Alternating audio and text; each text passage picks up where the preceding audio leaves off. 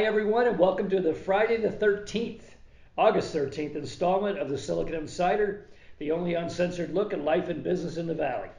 My name is Mike Malone, and I'm here with special contributor Scott Budman of NBC Bay Area.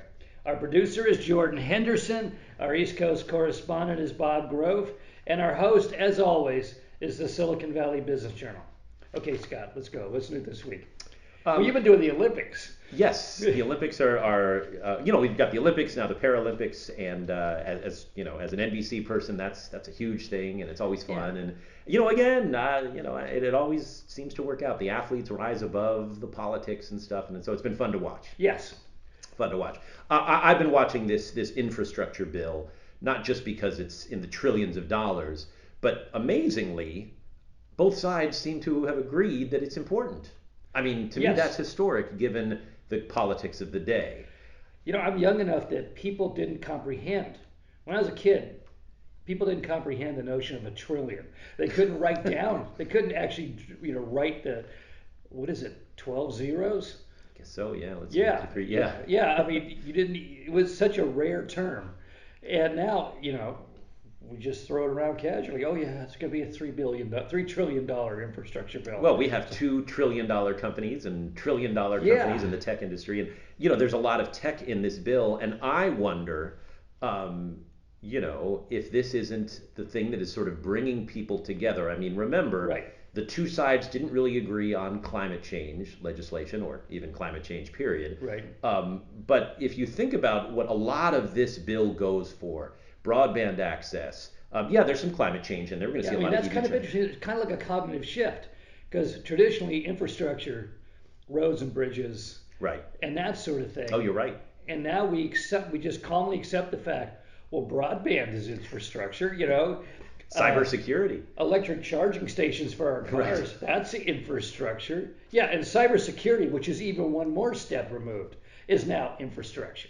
Right, and yet I wonder if that's what uniting the country, think about it. It's not so much that we can agree on things like, oh, we have to do this or we have to do that. I mean, famously, we're disagreeing on stuff.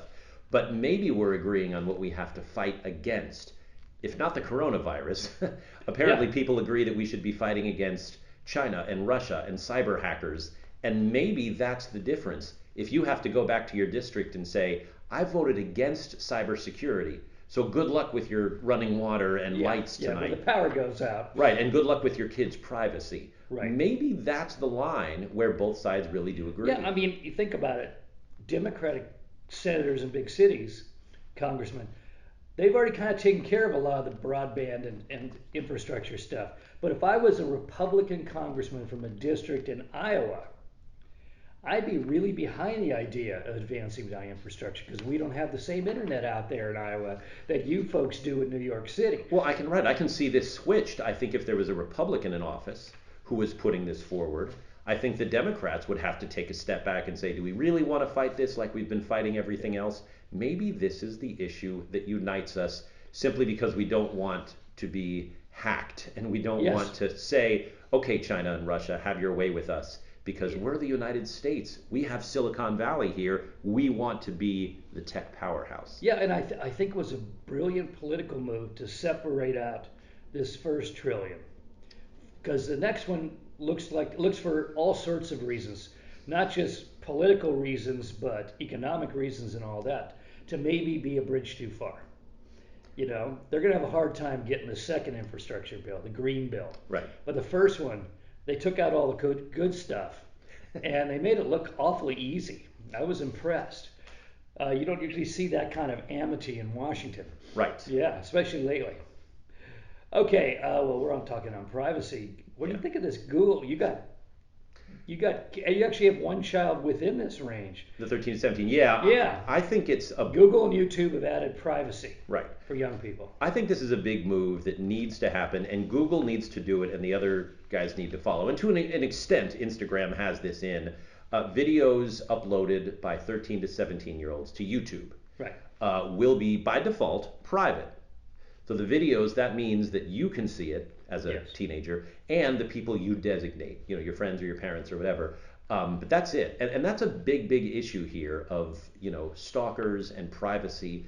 to make these things private. Also, anyone under 18 can request that Google remove your image from image search. Another way to be private. Yes. And this is something I've had this talk with both of my daughters when they were young and starting to post things online.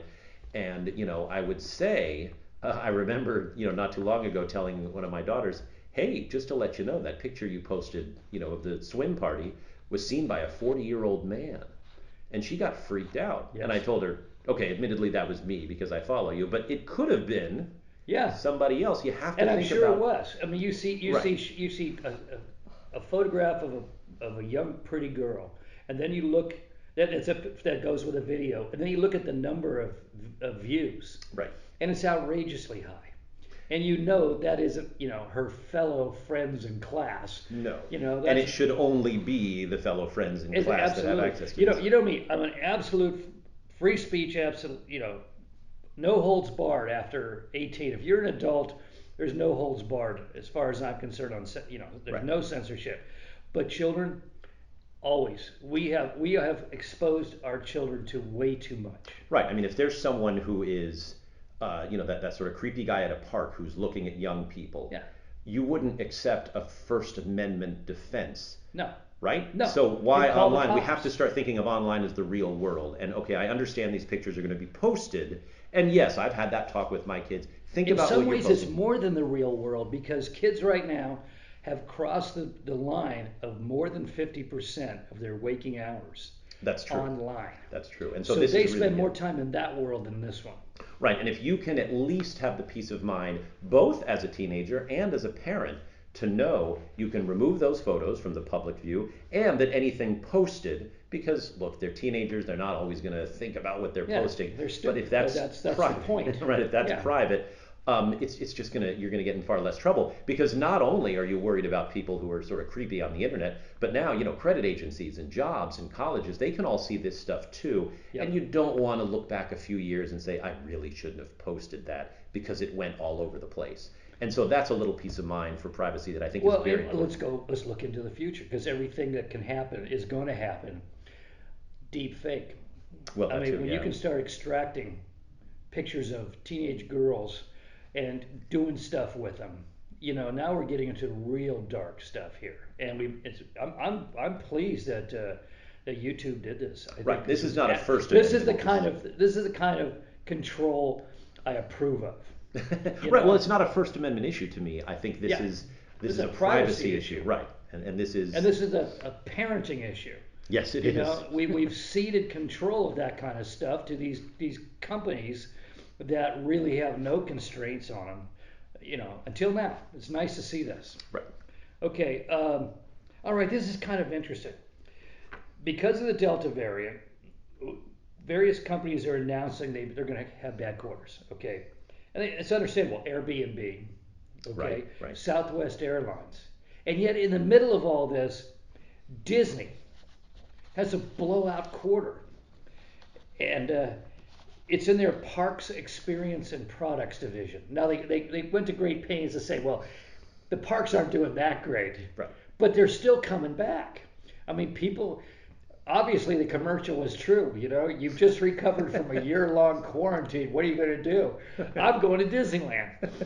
Well, what's interesting too is that in a podcast like this one, how often would Disney come up in years past? Not all that often. But Disney is a technology company now. Oh, absolutely. I mean, its big growth is not in the parks or even certainly movies, at least this last couple of years. Its growth is in subscribers for Disney Plus, which has been super fast. 116 million now. Yeah, so okay, if people aren't going, the country is now on Disney so Plus. Okay, people aren't going to the parks, but because Disney made that move into streaming media, they have a hedge against that, don't they? Yeah. People are staying home and they're streaming Disney Plus. So hey, good for them. They're able to sort of adjust, and people are going to the parks. The traveling thing is interesting at airports. We've tripled year over year the amount of people, according to TSA, that have come through. But in the last couple of weeks, we've gone back as people have kind of feared that Delta variant. And that's what Southwest is saying. They're saying, oops, we've got people canceling. And all of a sudden, travel is sort of at risk right now. I wonder if Disney is feeling the same thing. Hey, the parks are back, but we don't really know where they go from here. Do you remember Tom Hayes? Tom Hayes Yes. was, the marketing guru at Applied Materials. We went down to Paramount, and he's helping them develop stuff. And I went to a conference down there about the future of parks. And it was very interesting because if you're not going to go to the park's going to come to you. And there's going to be these interesting hybrid experiences where you start going to the park months before, and you're getting information and experiences and tchotchkes to put on your shelf and all of this kind of stuff.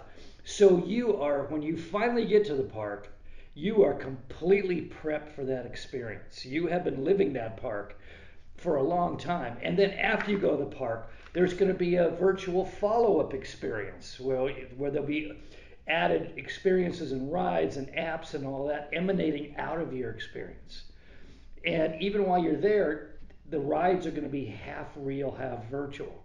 So Disney is a technology company, and the parks are, in a sense, just going to be kind of the icing on the cake to this larger experience they're constructing. That's where it's going to go. I mean, that's interesting because it says this is where the technology can, or what the technology can do. It can follow you, for better or for worse, but also by the time you've hit a Disney park, you've probably streamed the movies that the park experience is about anyway, so you're ready for Star Wars or Marvel or whatever. You're wearing the clothes, Yeah. and there's a robot that meets you that knows your name, etc. Okay, let's talk about Delta for a minute. We're starting to see an awful lot of tech companies now, just saying, we give up, don't come back, wait till next year. But sitting out there, I don't know if you heard, I think it's in South Africa, there's another variant. I think it's called Epsilon, isn't it? Yeah, they seem to be named after the Greek letters. The Greek alphabet, yeah. So, does this thing ever end? I don't know. I mean, traditionally, don't viruses keep going until either they've taken over the entire get population. everybody or are knocked out by a vaccine. Right. We haven't knocked it out with a vaccine, not only in the United States, but certainly globally. So these variants are still happening. Yeah, and apparently a couple of the vaccines only work like 40% on Delta. I mean, at some point, do we just bite the bullet and everybody gets it, and we have the respirators standing by and get it done? I mean, there are some epidemiologists said we're just all going to get it. We've never been able to stop one before, and except maybe smallpox. We're just going to have to get it, and that would be a sea change in the way companies run. That'd be like, okay, come on in. Yeah, the only hope for that, and I guess the only hope for civilization as we know it, is that with these vaccines, and remember, we're coming up on, for some people, a year since they got their first vaccine. Right. Well, we get the flu shot every year. We have to get a booster now. Right.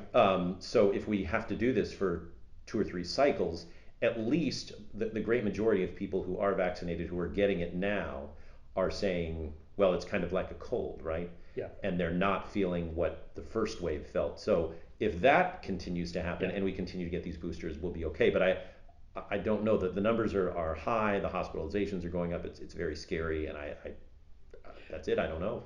I mean, if we go 2 years, 3 years, 4 years, that changes the economy, and Yes. that changes culture. Yeah, I mean, that so changes far the the nature work of business. right. So far the work from home thing, especially for the tech industry, has worked. But those businesses that were dependent on the tech industry, a lot of them have either suffered but struggled through with PPP loans, or have just gone out of business. Right. And we don't know how much money the government can throw at these things, and we don't know how long they'll put up with it and stay around. Something's gonna break. Yeah, it just can't go on the way it has. So we'll see. Well, now to be upbeat, is this company still considered Silicon Valley, or is it now Colorado? Palantir. Well, I guess Colorado, although I think they have offices here. They have offices here. Yeah. They came out with killer second quarter earnings. They beat Wall Street expectations. Shares of stock closed up 11.5%. What is Palantir doing right? Well, they're a software company. That's what they're doing right. Software Yeah. companies continue to do well. And they're working for the feds, and Right. the feds are spending money like they're printing it, which they are. It's a built-in customer base. Yeah. And we saw that even during the big recessions, the dot-com crash. We saw it in 2008. If you A, have a government client, and B, can do some software, Yeah. you are protected to a certain extent. And Palantir has both of those things. Well, good for them. I'd like to know a little more about them, but I guess we never will. Okay, now this is a weird story. There was a company called Poly Network, which is a finance platform. Yeah. And some hacker hit them for $600 million worth of crypto. Okay. And they pleaded publicly with the hacker to give the money back. And the hacker gave it back, or at least most of it. It's like, what is going on here? I mean, and then the hacker said, "Oh, I did it for fun." Anonymous person said in the Q&A, "I did it for fun." It's like,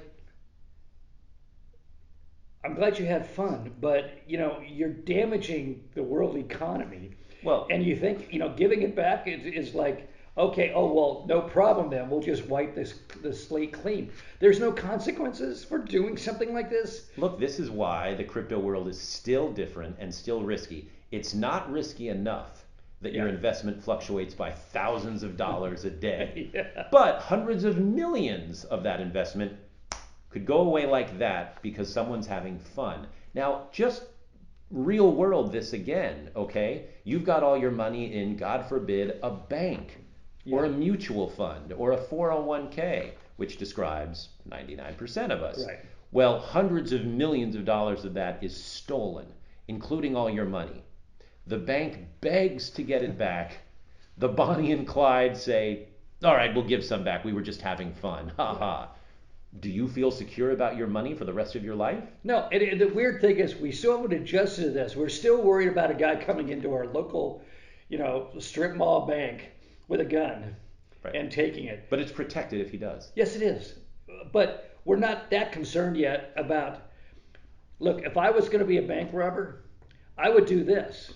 And I would just I'd steal $1 billion and I'd hold it for a week and then say, I was just having fun with it. During that week, that $1 billion would make me about $10 million worth of interest. Right. Look, you say that we're not concerned about this, and I would argue that those of us who need money to survive are concerned about this. Some of us have college payments. Some of us have retirement funds and are not putting it in crypto for that very single reason. But if I'm 23 years old going on Robinhood, am I really worried about this? Oh, I see. Okay, so not as much. But you should be. Of course you should, because this is your future. Exactly. The handwriting is on the wall. And, right. and the other thing has always bothered me about hackers is we think we're still in that mindset that the judges used to have, which is the defense attorney would go up and say, well, he didn't steal a $20 million product. All he stole was his spool of Mylar tape, which is worth $1.99. And the judge would go, well, that's right. That's all it is.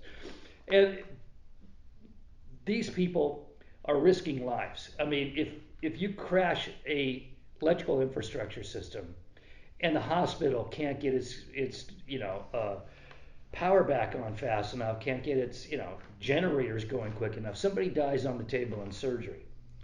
That's the hacker's fault. That hacker has committed murder. And yet we don't seem to tie consequences with actions. Right, and we're just starting to get hip to the whole cybersecurity thing, and this is part of it.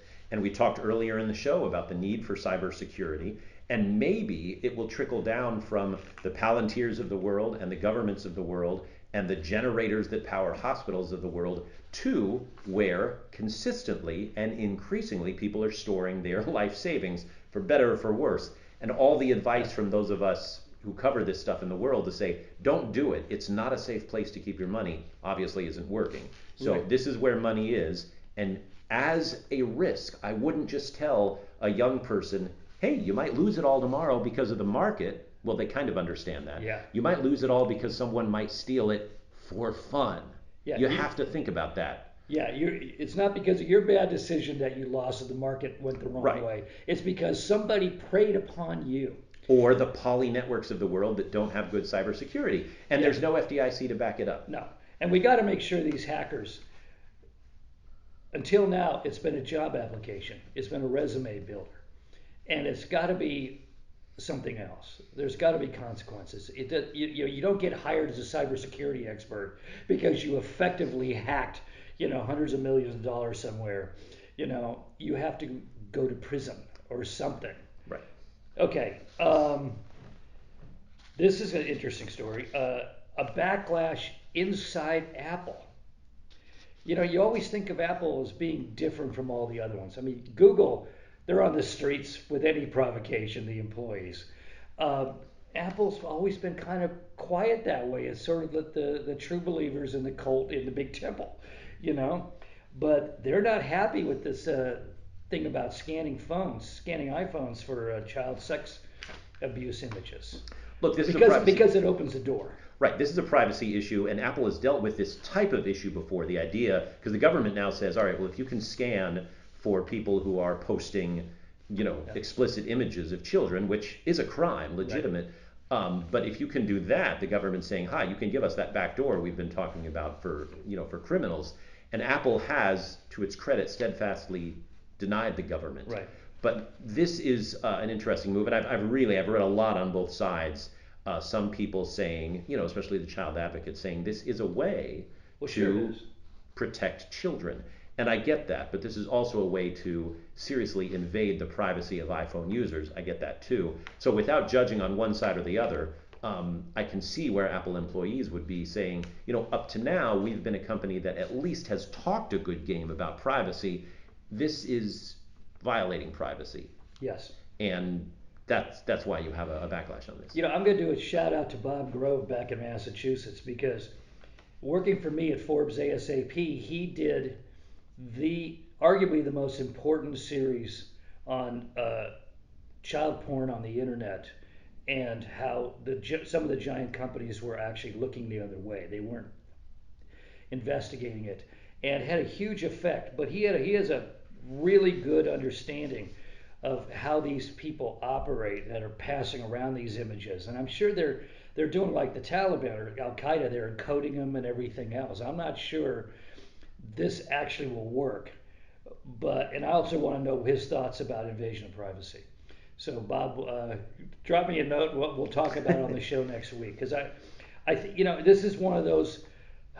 God, it's paradoxical, because you want to do the right thing. Right. You want to catch the bad guys, but you can see the slippery slope that once you've opened that barn door, anybody can get in and look around and do all that. And to let the government into your phone is surrendering one more area of privacy. Right. Even if it's, in the old days. Even for a good cause. Right. Remember in the old days where you would take your camera and take the film into a drugstore to have it developed. Right. There are stories where the, teenager behind the counter in developing the photos would see something, right. A child, pornographic picture or something, and would alert the authorities. They would rightly come in and deal with that. And I guess this is sort of the cyber equivalent of that. But you're right. It is, stepping in on privacy, and that's what the privacy advocates are saying. And I'm not downplaying the problem. I mean, right. Having worked with Bob on this story, this is soul-searing stuff. You wish that those brain cells would die. I mean, that saw this stuff, and these people deserve absolutely the heaviest weight of the law on them. But again, we have to look at the larger picture over the long term, and we're slowly sacrificing our privacy in every corner of our lives. Right, and this comes up, at least it's in the sphere of discussion now, because just because technology allows something to be done, even for the greater good perhaps, doesn't necessarily mean it should be done. And in this case, because of privacy concerns. So at least people are talking about it on both sides, and I think that's encouraging. Yeah, so there were 800 messages on Apple's internal Slack channel arguing about this. So obviously, Apple's thinking hard about its decision too. I'll be interested in the results. And finally, last item, the rumors are fall 21 Apple event rumors. New iPhones in September, new MacBook Pros in late October. I mean, that's usually how it works. Kids go back to campus, iPhones come out in time for you to buy them for your kids for Christmas, and that sort of cycle. Yeah. It's been going on for, 30 years Right. now. So it's not exactly exciting news, but Apple people listening to this will be, thrilled. Of course, they already know. All right, so that's it for now, folks. You can find us on the Silicon Valley Business Journal homepage, as well as on Spotify, Anchor, Google Podcasts, Apple Podcasts, and YouTube. Have a great weekend, and we'll see you next week. Bye-bye.